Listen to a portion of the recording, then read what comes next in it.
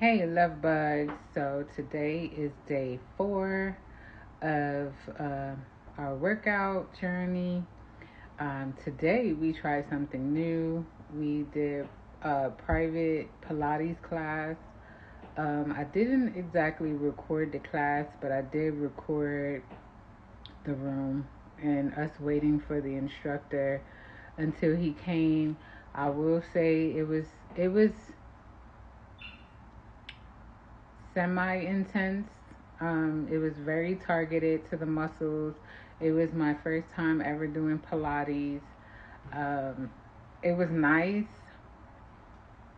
I don't know if I'll do it all the time, but it was kind of fun to be on that machine and just sliding all over the place. And it definitely was targeting the core area a little different. And or it made me realize a lot. I had to do some research on, knowing fat on the body as like eating and not working out or not eating the right things. But what is fat on a spiritual level, right? Because a lot of times in this journey, we come across people who wasn't right for our lives, but in all actuality, they really helped you to create a boundary or standards, right, that you didn't have before. So you appreciate them for coming in your life because of that. And when you get them out of your life, then you go on this healing of mind, body, and soul. But I don't think we really delve into the body healing of it and how the fat is more than just eating and storing. It's like the body is a vessel, and on a spiritual level, we've consumed and internalized all that trauma that came from those relationships. So even though the person is out the life and those conversations is out and you're like mentally at a peaceful state, but subconsciously they're still present of those fat cells that you kind of internalize. So, having this focus to reprogram even the memory bank of the body to detox that trauma off of you is a thing.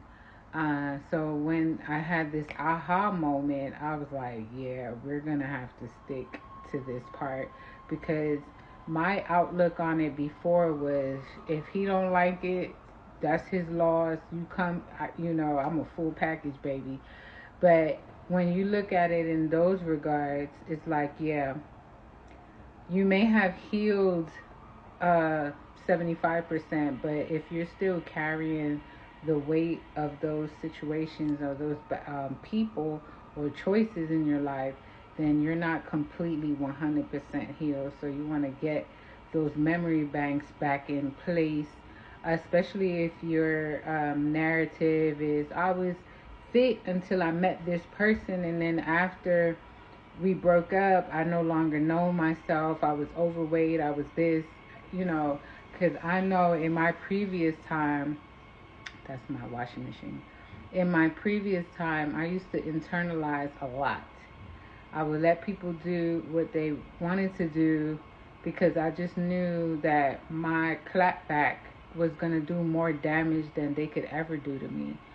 Um, However, their damage still was some type of damage, right? Because the ears have no doors. So whatever a person says, it goes in through the ears, it makes its damage, it plants its weed in your core, and then months later, here it comes blossoms, and now you're in mental conflict with yourself. Like, that's not even my thought, but it's there. What's going on? And you might be thinking it's the current people in your life when it really was that past person. So the same can be said about the fat cells that were left behind as well.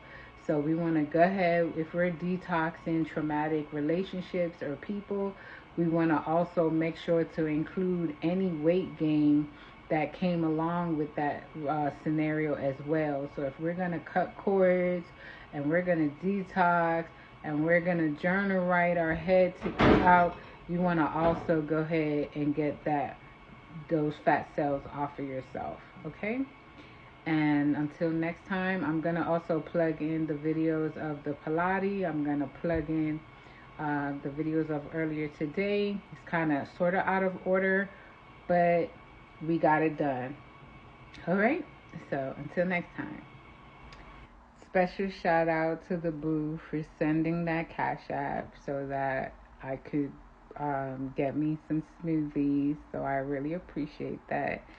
Thank you so much, Tristan.